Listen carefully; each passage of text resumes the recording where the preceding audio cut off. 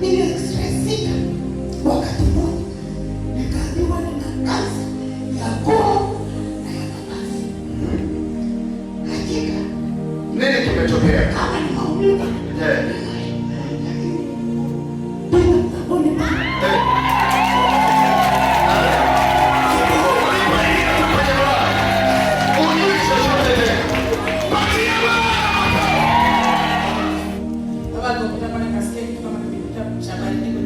nilipopita tu kwenye ile kupita ukasikia baba atakapokanyaga karibu yangu, naomba unisikie umepona, maana ulikuwa umepima kabisa.